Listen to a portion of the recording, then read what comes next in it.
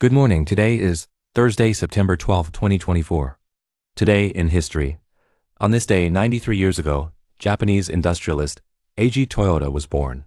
He served as president of Toyota from 1967 to 1982 and chairman from 1982 to 1992. He implemented lean production methods, transforming Toyota into a global automotive leader. Welcome to today's Ching Chow Morning News. Let's start with political updates.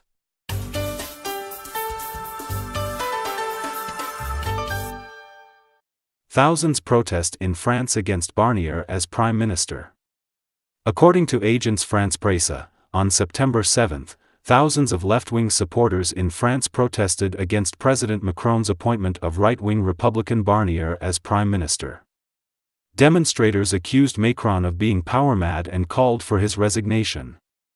Police estimated up to 8,000 participants in Paris, with smaller protests in Nantes, Nice, Marseille, and Strasbourg.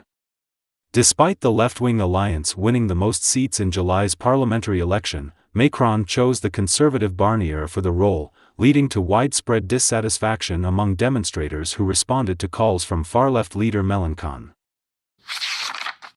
International fugitive Alice Guo returned to Manila. Comprehensive news from Manila. On September 6, former Philippine Mayor Alice Guo, an international fugitive, was escorted back to Manila by Philippine ministers and law enforcement officials. Guo is temporarily detained at the Philippine Police Headquarters and will be transferred to the Senate for custody.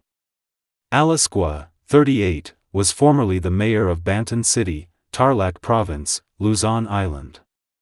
Initially exposed for harboring criminal gambling activities, she later became a suspect in espionage due to her mysterious background. Guo was pursued across Southeast Asia and was eventually arrested by Indonesian authorities. Her return has drawn significant attention both in the Philippines and internationally.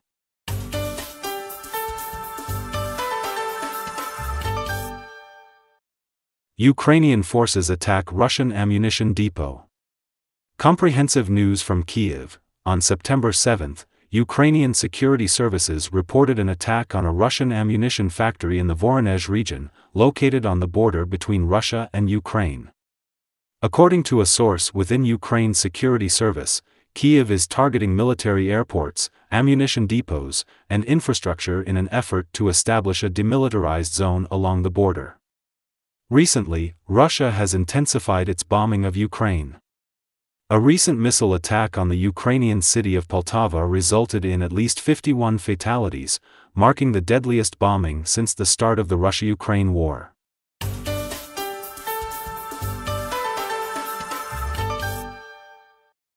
U.S. tightens export controls on quantum computing and key technologies. According to Agence France-Presse, on September 5, the United States announced new export controls on key technologies, including quantum computing and semiconductor manufacturing equipment. The U.S. authorities cited the need to regulate these technologies due to their military applications and to prevent their misuse in ways that could undermine national security or foreign policy. Japan and other countries have also introduced or are planning similar export control measures. The U.S. government will provide a 60-day public comment period before finalizing the rules on these controls. Vietnam's textile and apparel exports rise 6.2% year-on-year. According to the Vietnam News Agency, Vietnam's textile and apparel exports reached nearly $4.3 billion in August 2024.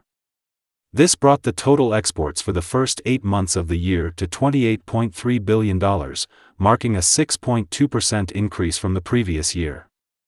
Vu Duc Giang, chairman of the Vietnam Textile and Garment Association, emphasized the need for the industry to diversify product categories and expand export markets.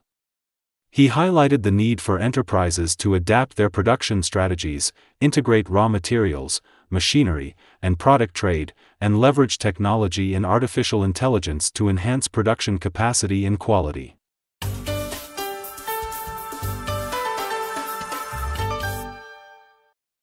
Malaysian Selangor water treatment plant site collapses. According to Malaysian News, on September 7, the embankment at a water filtration plant construction site in Puchong, Selangor, collapsed.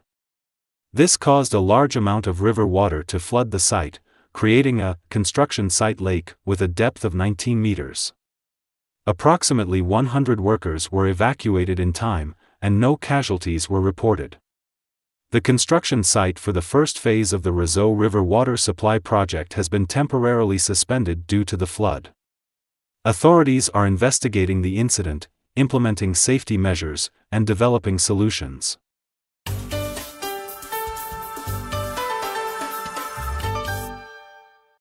China develops nearly 100% pure graphite product.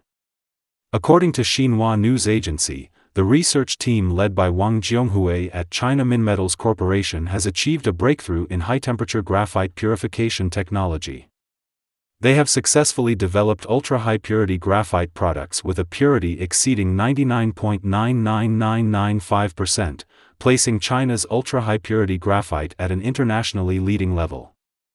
Ultra-high purity graphite, with a carbon content above 99.99%, offers excellent self-lubrication, electrical conductivity, corrosion resistance, high-temperature resistance, and chemical stability.